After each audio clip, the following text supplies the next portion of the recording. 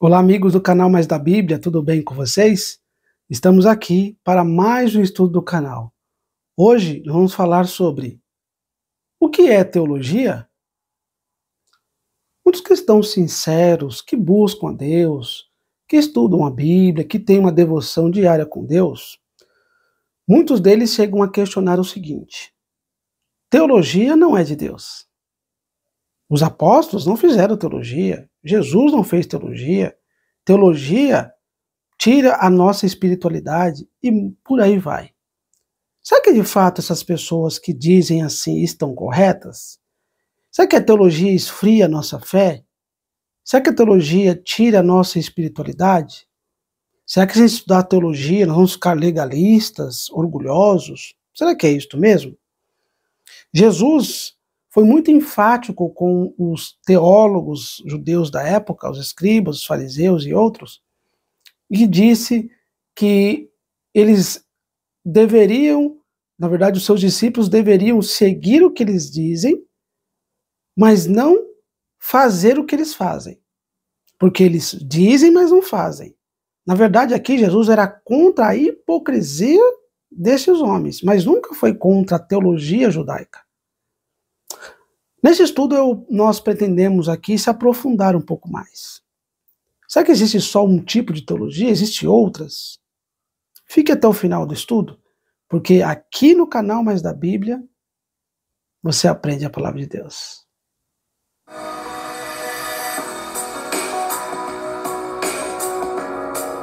O primeiro ponto que nós devemos abordar aqui é o que significa o termo teologia, teologia.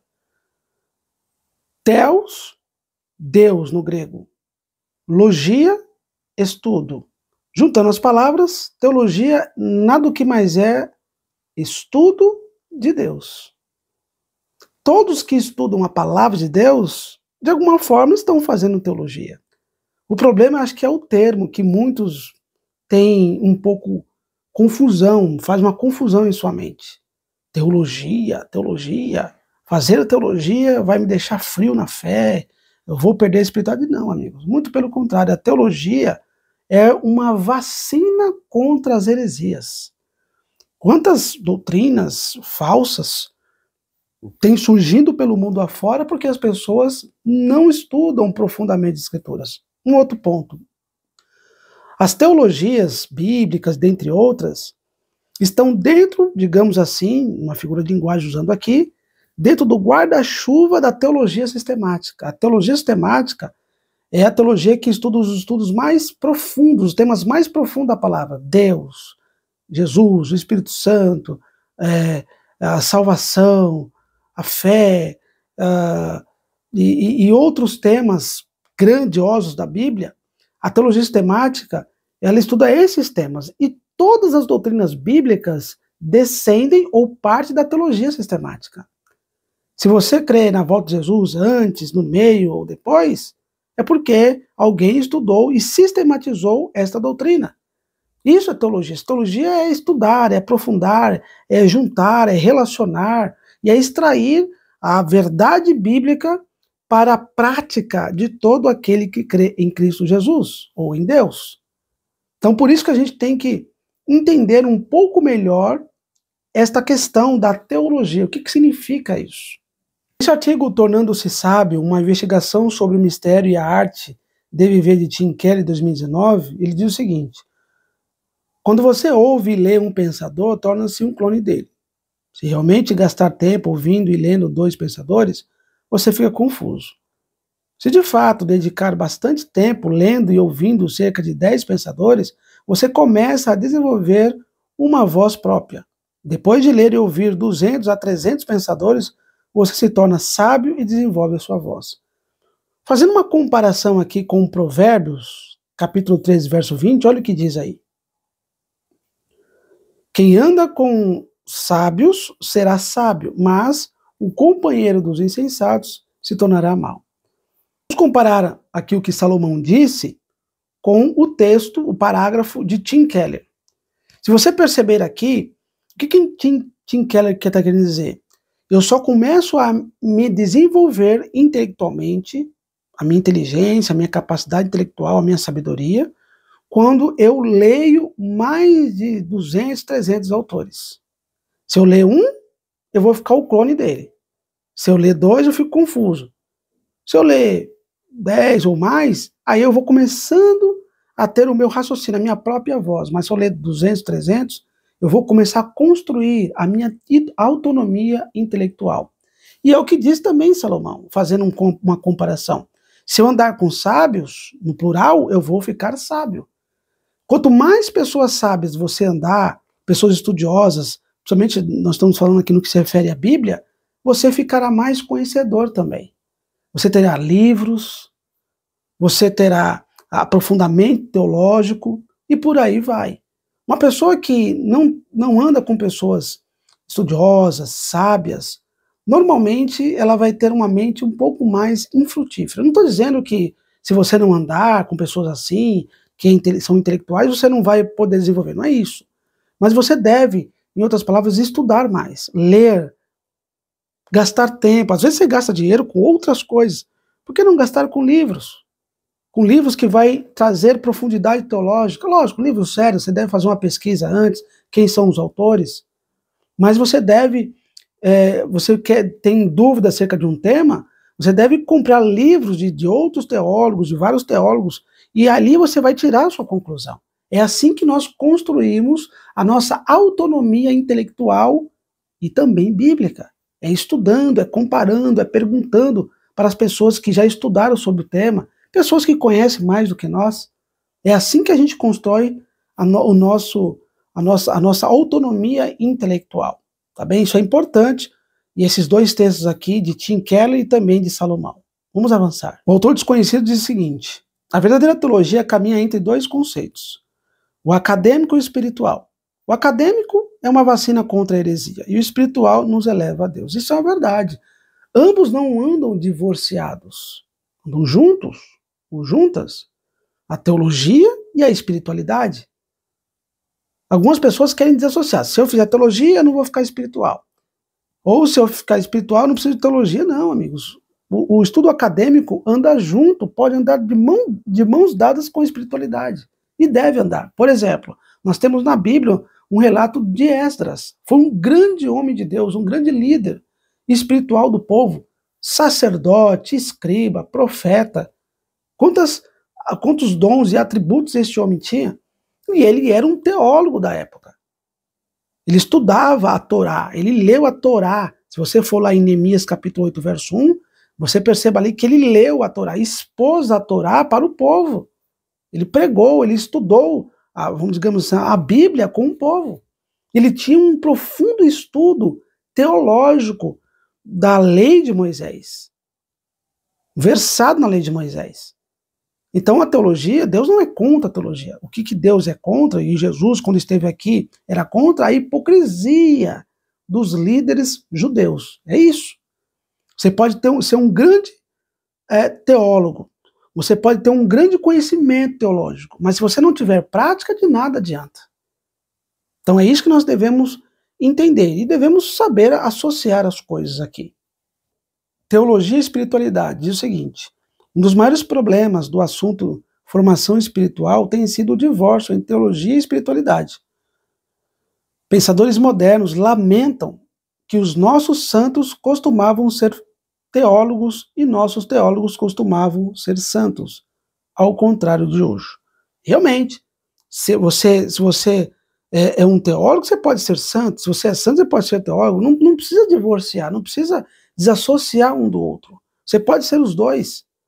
E os teólogos da época, Martinho, você tinha aí Tomás de Aquino, Agostinho de Hipona e grandes outros teólogos que deram a vida, dedicaram a vida ao estudo profundo das Escrituras Sagradas. Obviamente que o estudo teológico é uma ciência também e se desenvolve ao longo da história.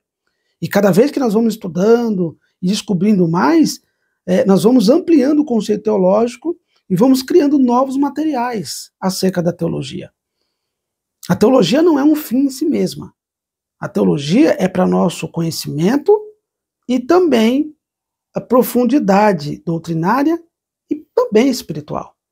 É dessa forma que nós crescemos na fé, por meio do estudo. O Espírito Santo diz lá em João 14, verso 26, João escrevendo, diz que o Espírito Santo nos fará lembrar de tudo aquilo que nos foi dito. E naquele contexto, Jesus explicou as profecias, as doutrinas para os seus discípulos. E os discípulos lembraram o que Jesus disse. Então, o estudo bíblico, o estudo teológico, nos elevam a Deus e nos levam à prática correta das Escrituras Sagradas. Então, nós temos que entender isso daqui. O Mundo Cristão tem um artigo que eu achei muito relevante, e ele mencionou aqui as três categorias da teologia. A primeira é por época, nós vamos ver aqui questão histórica, por ponto de vista e por ênfase. O que significa essas três características? Vamos ver na íntegra. A primeira, por época, ou período histórico. Essa classificação considera um momento histórico em que a teologia foi desenvolvida. Por exemplo, a teologia patrística dos pais da igreja, do primeiro ao quinto século, com Agostinho de Hipona. Depois você tem a teologia medieval, que foi ali desenvolvida por Tomás de Aquino no século V até o século XV. Depois você tem a teologia reformada, com Martinho Lutero, Calvino, Zwinglio, dentre outros. A teologia moderna, que é a partir do iluminismo, com um foco na razão, ciência e crítica. Essa teologia aqui, ela distou um pouco das outras teologias, porque o iluminismo foi uma resposta contra a época histórica barroquina, ou barroco. Barroco quer dizer que a igreja católica da época é que dominava, e ela imperava, e queria que as pessoas aceitassem os seus dogmas. E você sabe que a Igreja Católica Apostólica Romana cometeu muitos erros no passado. Matou alguns cristãos que estudavam a Bíblia, que se aprofundavam no texto bíblico, porque eles, na mentalidade deles, eram os detentores da verdade. E ninguém mais poderia ensinar ou aprender a Bíblia se não fosse por meio deles. E o iluminismo, que é uma resposta digamos assim, mais ateísticas ou ateia, que se apegava muito à razão. Um deles, desses filósofos desta época, era René Descartes e outros aí. Então, o iluminismo combateu muito os dogmas da Igreja Católica nesta época. Depois você tem aí a teologia contemporânea, do século XX em diante, mais moderna, com temas como justiça social, gênero, missão urbana, diálogo interreligioso, etc. Essa teologia contemporânea, mais para os nossos dias, trata mais desses assuntos da humanidade, mais assuntos atuais, tá ok? Então é importante nós mencionarmos essas categorias, e dentro das categorias você tem aí as divisões ou subdivisões de cada uma delas. Vamos para a próxima. Teologia por ponto de vista, ou origem da abordagem. Aqui se leva em conta quem está fazendo teologia e a partir de qual lugar social ou cultural. Por exemplo, nós temos aqui a teologia sistemática, que estrutura a doutrina em tópicos: Deus, Cristo, Espírito Santo, igreja, salvação e outros grandes temas da Bíblia.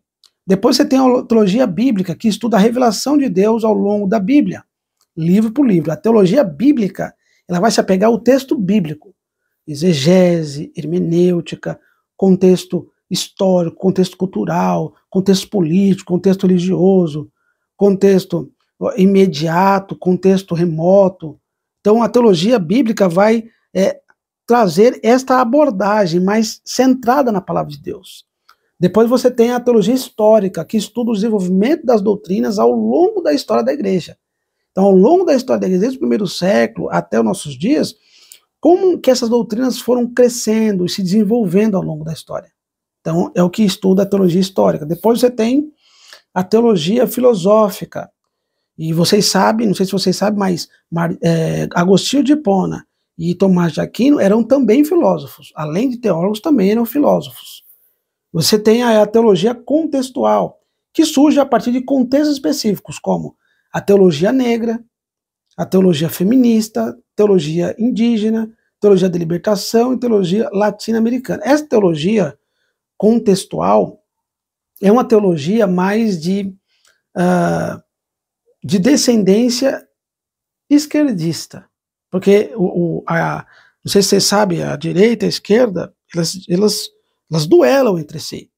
E a esquerda, muitos estudiosos da Bíblia da esquerda desenvolveram esse tipo de teologia, teologia negra, teologia feminista e por aí vai. Teologia são mais aquelas que nós mencionamos anteriormente, mas mais agora contemporâneo ou contextual trazem esses tipos de teologia.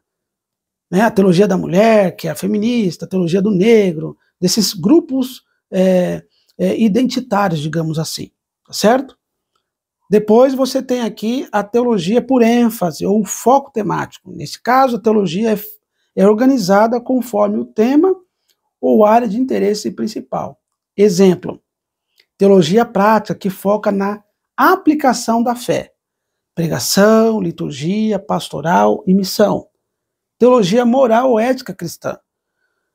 Lida com comportamento, valores e decisões éticas. Teologia espiritual trata da vida devocional, oração, crescimento espiritual. Teologia pastoral, voltada para o cuidado com pessoas e liderança eclesiástica ou igreja. Teologia apologética, defesa racional da fé cristã diante de críticas ou dúvidas. E teologia missiológica, estudo da missão da igreja no mundo. Então perceba que dentro dessas características de teologia, você tem aí essas divisões aí que nós mencionamos. Vale a pena você estudar um pouquinho mais e aprofundar. Porque quando a pessoa fala teologia, eu fiz teologia, que tipo de teologia? Nós vimos aqui várias. Depois você pode pausar o vídeo, tirar um print e estudar um pouco mais sobre esse assunto, tá bom? Vamos avançar aqui. E o que Jesus falou sobre os teólogos da sua época? Vejamos aí o texto de Mateus 23, verso 1 a 3, que diz: Fazei e guardai, pois tudo quanto vos disserem, os escribas e fariseus, porém, não os imiteis nas suas obras. Jesus está dizendo aqui, e aí tem dois verbos que se destacam, fazei e guardai, e o pronome tudo. Por quê? Jesus não criticou o ensino dos escribas e fariseus, mas sim a hipocrisia deles, pois ensinavam, mas não viviam o que ensinavam. Isso é hipocrisia, é o que muitos hoje também fazem. Ensinam teologia, mas na prática é uma vergonha. Os escribas e fariseus eram teólogos, os teólogos da época, versados, ou seja, tinham profundamente na lei de Moisés. Isso já existia desde o Antigo Testamento. Então perceba aí, nós falamos até de Esdras já, né? E Esdras foi um grande teólogo. E ele era tanto teológico, acadêmico, mas também espiritual. Então perceba aqui que na Bíblia nós temos exemplo de um teólogo, mas também um homem de Deus, um homem espiritual. E Jesus também foi tratado como mestre ou teólogo. Apesar de não ter estudado em escolas rabínicas, Jesus era reconhecido como mestre ou didáscalos no grego.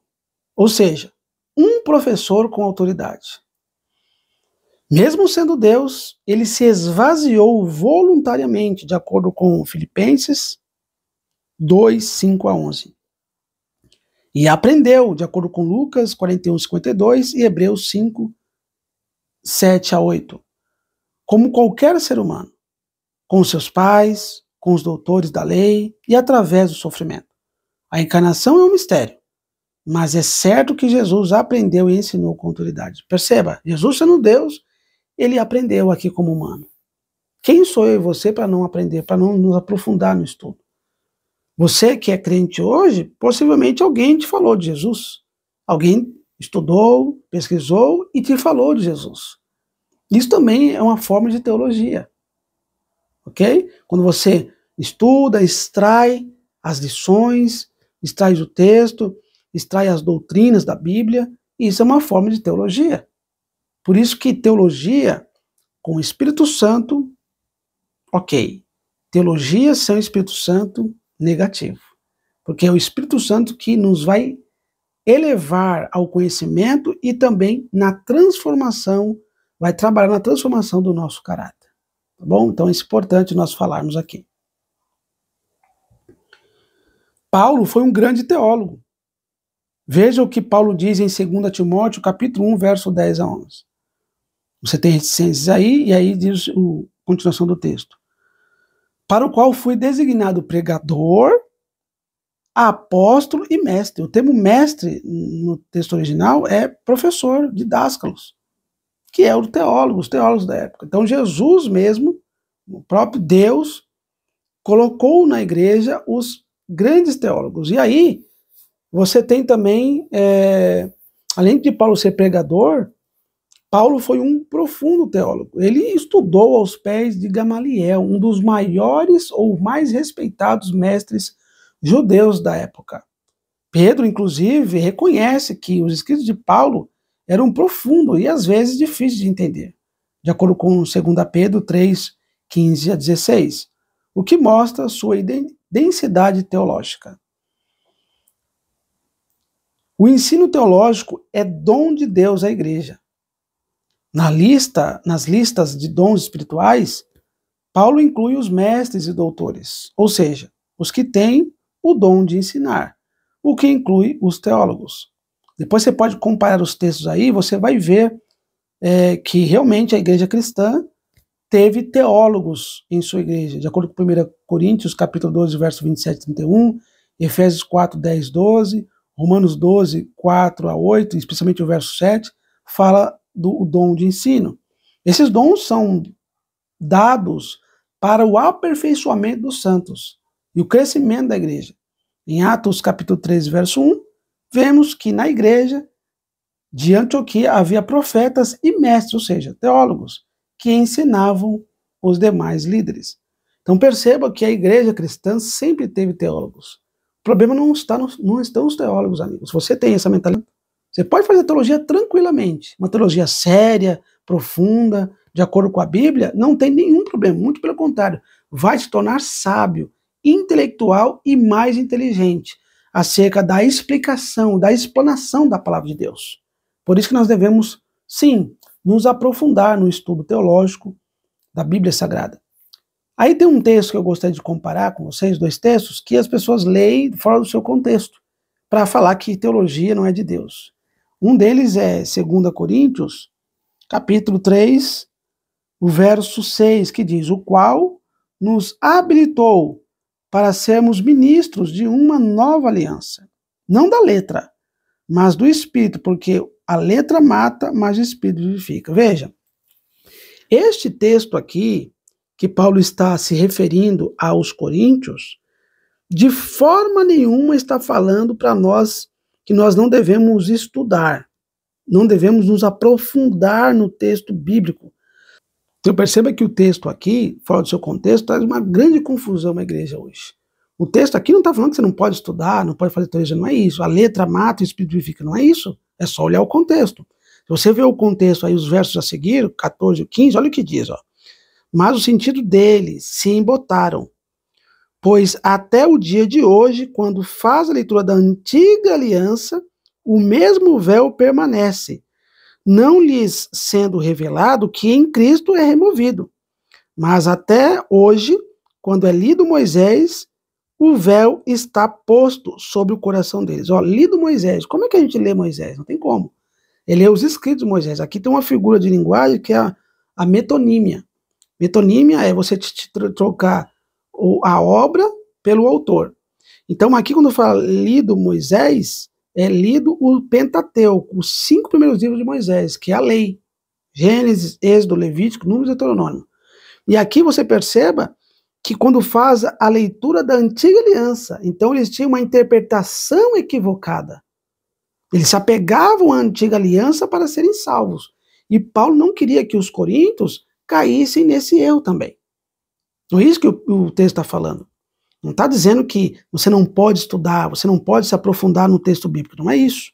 Tá certo? O próprio Cristo ensinou os discípulos a estudarem e a ensinarem em Mateus 28, versos 18 a 20. tudo que eu vos dou autoridade para vocês ensinarem e batizar em nome do Pai, do Filho e do Espírito Santo. A Bíblia não se contradiz, tá certo? Tem um outro texto também importante que eu gostaria de destacar com vocês, que está no livro de Hebreus. Hebreus, no capítulo 8, no verso 11, fora do contexto, faz confusão também. Diz o seguinte: e não ensinará jamais cada um ao seu próximo, nem cada um ao seu irmão, dizendo, conhece ao Senhor, porque todos me conhecerão, desde o menor deles até o maior. O próprio Deus já responde. Olha só, porque todos me conhecerão. Como é que a gente conhece a Deus, amigos? Como que você conheceu a Deus? Pensa aí. Muitos podem dizer assim, eu conheci a Deus por meio de um amigo que me ensinou sobre Jesus, me ensinou sobre a Bíblia. Pois é, ele ensinou você. De repente, você viu seus pais indo à igreja, ou seja, alguém te ensinou de Jesus, alguém falou de Jesus para você. Você ouviu em algum lugar uma pregação. Então o texto não está dizendo que você não pode ensinar. Como eu disse, vai contra Mateus 28 e outros textos da Bíblia, que falam sobre o estudo da Bíblia Sagrada. O problema é estudar e não compreender. Estudar e não praticar. Aqui, nesse contexto, quando fala sobre jamais ensinará, se você olhar o contexto aí, o verso 8 em diante, vai falar da lei, que a lei de Deus estaria no coração. E eles serão o seu povo. A lei de Deus vai imprimir na mente, não é mais em tábuas de pedra, mas estaria no coração deles. E ele faz até uma intertextualidade com Jeremias 31, 31 a 34. Faz uma relação textual aqui, o autor de Hebreus, que nós cremos que é Paulo, usando ali e mostrando que a lei de Deus estaria no coração, escrita no coração, na mente. Por isso que eles iam ter agora um relacionamento profundo de Deus. O Espírito Santo traria à mente desses homens, desse povo, do povo de Deus, a lei de Deus, a lei do Senhor no coração. Tá certo? Então, por isso que nós devemos nos aprofundar no estudo da Bíblia, nos aprofundar cada vez mais no estudo teológico, para não tirarmos conclusões equivocadas da Bíblia. A Bíblia não é contra a teologia. A Bíblia é contra a hipocrisia. Espero que o estudo de hoje tenha sido crescedor para você. Continue estudando e pesquisando, porque cada vez que a gente se aprofunda no estudo bíblico da palavra de Deus, nós vamos crescendo e servindo o nosso próximo também melhor. Deus abençoe você e até o nosso próximo estudo. Tchau, tchau.